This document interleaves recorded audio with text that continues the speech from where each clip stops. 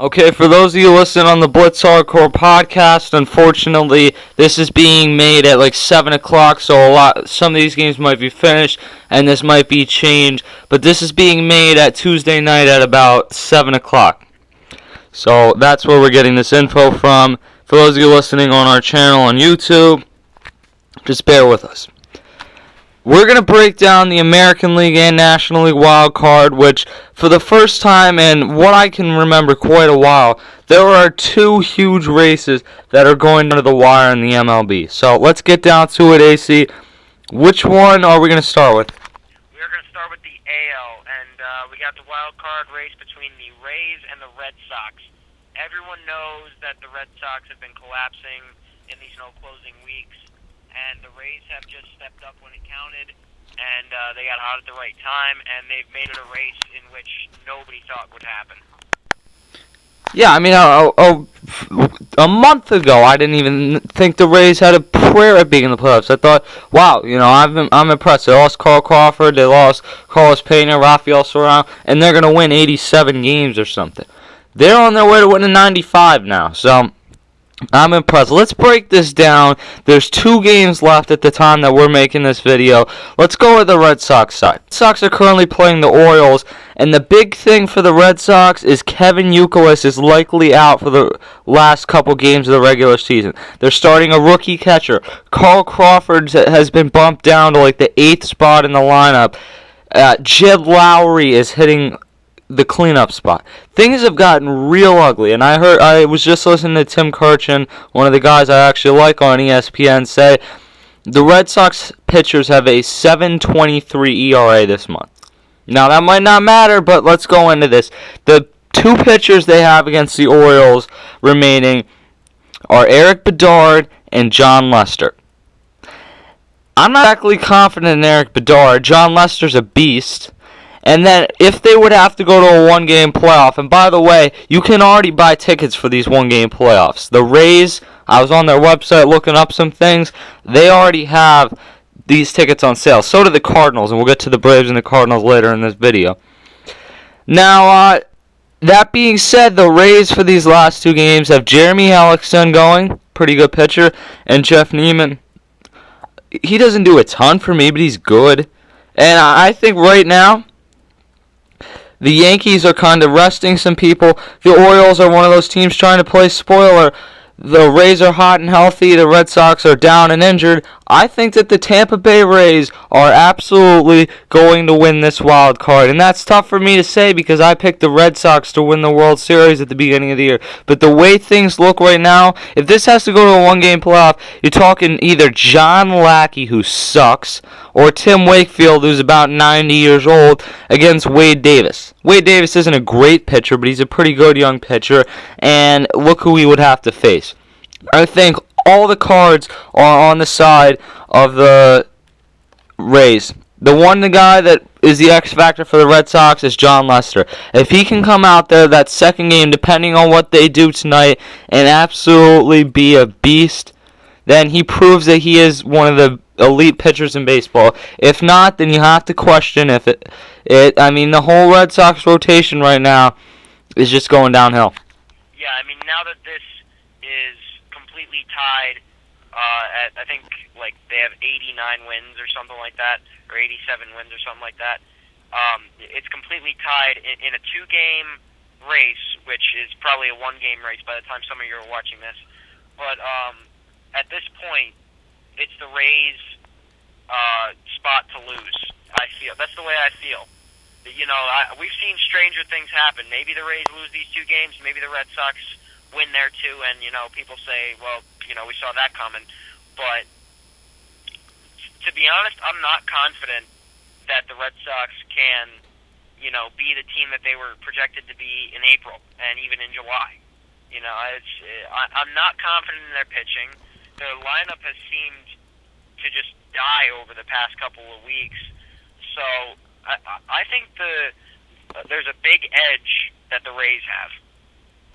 Yeah, I completely agree, and I think that's one of the reasons why I don't think Adrian Gonzalez is the MVP, because right now he is not stepping up necessarily for this team. Well, let's not take away from the fact that he hasn't had any pitching at all. You know, it's not like he's playing bad, but this isn't a one-man sport. You know what I mean? No, it isn't, but it can be at times in big. I understand where you're coming from in the sense that they need a leader right now, but their pitching is just god awful at this point. Yeah, and that sums the AL up.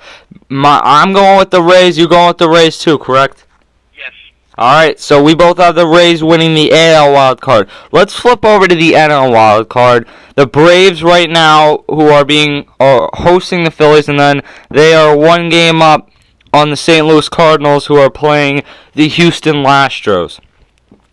Now, normally you would think the Phillies don't have anything to fight for, but they were on an 8-game losing streak. Sunday and Monday they've now won, and they need to win both remaining games to break their all-time team wins record. You'd kind of like to see them get on track before the playoffs, at least a bit, get in the groove of things, have the whole lineup together. So I don't think you're going to be seeing too soft of a Phillies team. The thing is, they won't be going 100%, especially in terms of their starting rotation.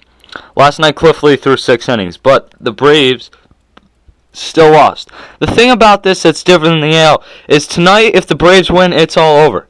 If the Braves lose tonight and the Cardinals lose, then it's the same deal tomorrow, and the Cardinals are trying to tie for a one-game playoff. Tonight, if the Cardinals win and the Braves lose, it's a whole new ball game, tied going into the last day. So it's pretty interesting. The Braves against the Phillies tonight, it will be Derek Lowe versus Roy Oswalt. Roy Oswalt might have a playoff pitching rotation spot on the line here against Derek Lowe, and Derek Lowe has given the Phillies some troubles throughout his career, but over the past 2 years, the Phillies have kind of seemed to figure him out, and he's not the pitcher he used to be. He's like 38 years old, so that's understandable. Now, the second game is going to be Jair Jurgens, who's a stud, against Vance Worley, who's had a really good rookie season, but I'll definitely take Jair Jurgens in that game. Then you go over to the Cardinals, who play the Houston Astros. You got Jake Westbrook game 1 against H. Sosa. That's what it said on the Astros website, or the Cardinals website. I'm sorry, but this guy's probably a call-up in September, and I honestly have no idea who he is. Now, I failed to write down, I don't know why, who was pitching the second game. I believe it's Kyle Loesch, who's good. He's not great, but he's good. All this being said, you do have a hot Cardinals team, you do have a hot Braves team, but I have to believe with Derek Lowe, or an unhot Braves team, with Derek Lowe and Jair Jurgens on the mound, you're going to win one of those games. With that bullpen, you're going to win one of those games, and it's going to be enough to probably propel them into the playoffs, or at least a one-game playoff, and that's a whole other situation. I think at that point, you're probably talking about Tommy Hanson versus Chris Carpenter, and that would be a great battle. But as far as the first 2 games that we know are going to happen, what do you think about this, AC? Same thing as I said in the last part of this video. It is the Braves' race to lose. It is truly their race to lose it, because if they win tonight, it's over. So, I think the Phillies are trying, because personally, as fans, I'm speaking as a fan standpoint at this point. I don't want to see them win. Obviously, I don't want to see my team lose, because I'd like to see the Phillies go in at least having won like 2 of their last 3 or something like that. So that's where I stand on that, and I think the Phillies are gonna try and keep the Braves out as much as they can. I really do. The Cardinals, I'm not 100% confident in them, even though they are playing the Houston Astros. So, I just don't have a lot of confidence in that whole team up and down the lineup. They have put on a charge somewhat, but I can't pick against the Braves in this with a 1-game lead over the next 2 games. I don't see them losing both of these games, maybe one, but not both. And I don't see the Cardinals winning both, and then going into a 1-game playoff. So with Derek Lowe and Jair Jurgens on the mound tonight and tomorrow night, respectively, I'm going with the Braves in this one.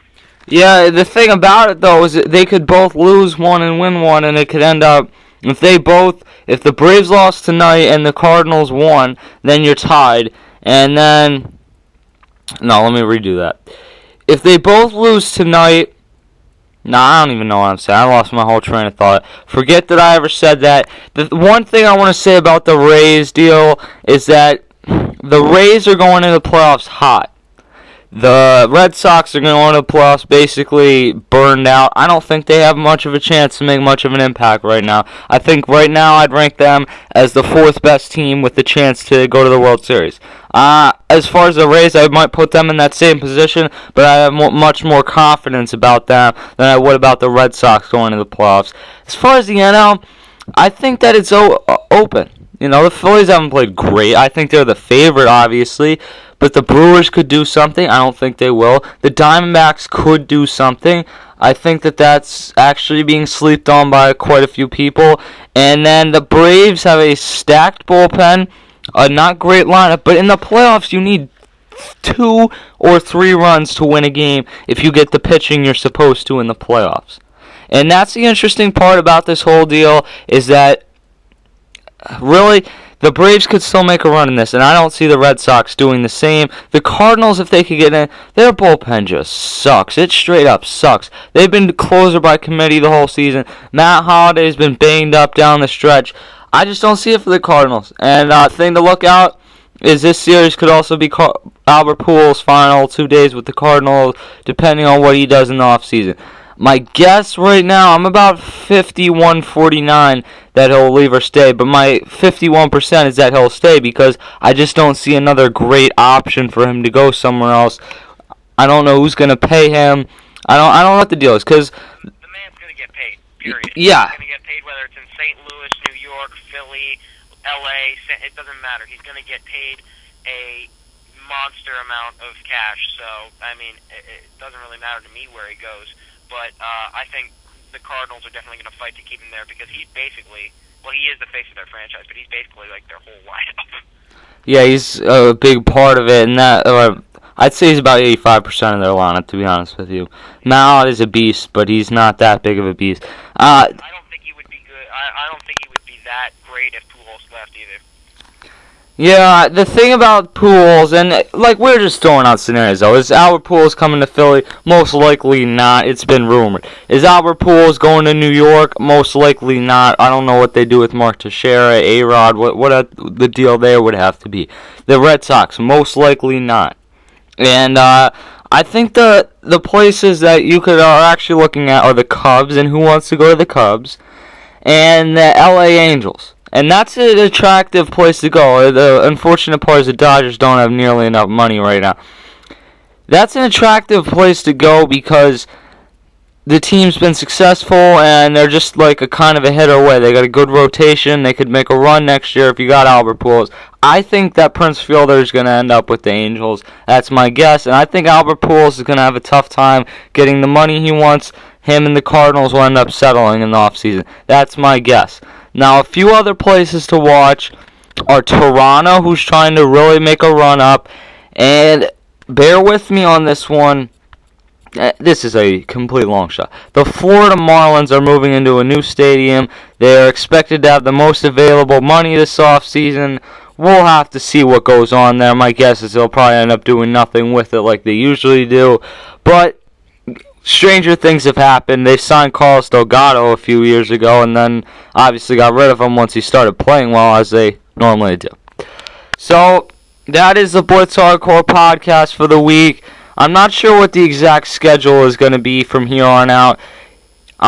We will be uploading all of our MLB playoff previews on our YouTube channel, and I'm not trying to promote that over this, but if we don't get a chance in between now and the playoffs, check that out, and all the playoff previews for every single game and every single series will be on there. And then hopefully Bruce can give us like a Thursday night slot or a Friday night slot to at least bring in these predictions. So we'll have to see what goes on. Happy talking baseball with you guys for this entire regular season, and it is only going to get better as the 2011 MLB playoffs get going. I'm Tim EZAC. Peace.